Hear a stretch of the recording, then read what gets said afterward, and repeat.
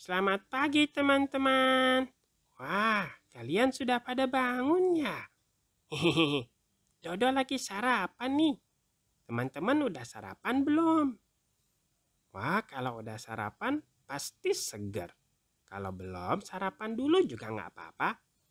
Tapi jangan lupa, bukan cuma perut kita yang butuh diisi, tapi hati kita juga perlu diisi.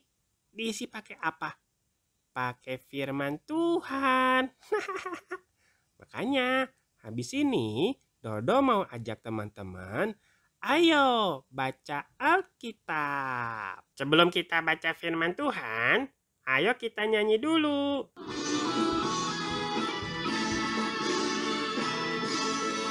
Matius, Markus, Lukas, Yohanes, Kisah Rasul, Roma, Korintus, Galatia, Efesus, Filipi, Kolose, kedua Tesalonika, 1 dan 2 Timotius, Titus, Filemon, Ibrani, Yakobus, Petrus, ketiga Yohanes, Yudas, dan akhirnya Wahyu.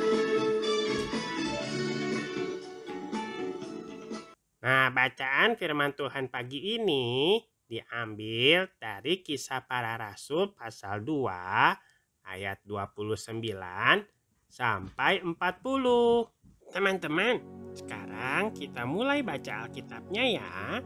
Saudara-saudara, aku boleh berkata-kata dengan terus terang kepadamu tentang Daud bapa bangsa kita. Ia telah mati dan dikubur, dan kuburannya masih ada pada kita sampai hari ini. Tetapi ia adalah seorang nabi, dan ia tahu bahwa Allah telah berjanji kepadanya dengan mengangkat sumpah bahwa ia akan mendudukkan seorang dari keturunan Daud sendiri di atas tahtanya.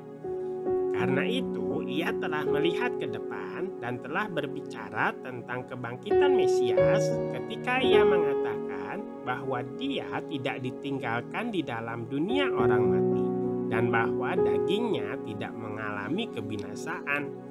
Yesus inilah yang dibangkitkan Allah, dan tentang hal itu kami semua adalah saksi. Dan sesudah ia ditinggikan oleh tangan kanan Allah dan menerima Roh Kudus yang dijanjikan itu, maka dicurahkannya apa yang kamu lihat dan dengar di sini. Sebab bukan Daud yang naik ke surga, malahan Daud sendiri berkata, Tuhan telah berfirman kepada Tuanku, duduklah di sebelah kananku, sampai kubuat musuh-musuhmu menjadi tumpuan kakimu. Jadi seluruh kaum Israel harus tahu dengan pasti bahwa Allah telah membuat Yesus yang kamu salibkan itu menjadi Tuhan dan Kristus. Ketika mereka mendengar hal itu, hati mereka sangat terharu. Lalu mereka bertanya kepada Petrus dan rasul-rasul yang lain, apakah yang harus kami perbuat, saudara-saudara? Jawab Petrus kepada mereka, bertobatlah dan hendaklah kamu masing-masing memberi dirimu dibaptis dalam nama Yesus Kristus untuk pengampunan dosamu. Maka kamu akan menerima karunia Roh Kudus.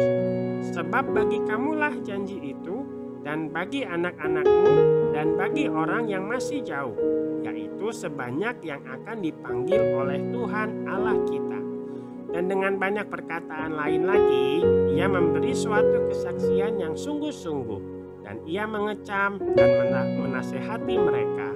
Katanya, berilah dirimu diselamatkan dari angkatan yang jahat ini. Teman-teman, dari bacaan ini, Dodo paling suka ayat 37 dan 38. Di situ, orang-orang yang sudah mendengar khotbah Petrus, mereka sangat terharu, lalu bertanya apa yang harus kami lakukan. Terus Petrus jawab, kamu harus bertobat dan dibaptis dalam nama Yesus.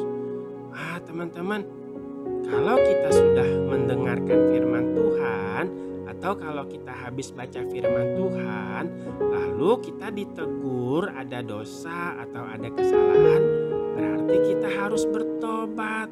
Jangan takut, jangan segan-segan. kita harus mengakui kesalahan kita sama Tuhan. Tuhan pasti akan mengampuni kita. Dan kalau kita sudah bertobat, Tuhan akan memberikan kita Roh Kudus sehingga kita bisa bersaksi tentang Tuhan. Nah, teman-teman, nanti kalau teman-teman habis membaca atau merenungkan firman Tuhan, jangan lupa, jangan takut untuk mengakui kesalahan kalian kepada Tuhan ya. Tuhan pasti mau ampuni kalian. Tuhan sayang kalian. Ya, oke, kalau begitu kita akan jumpa lagi di Ayo Baca Alkitab di video berikutnya. Dadah!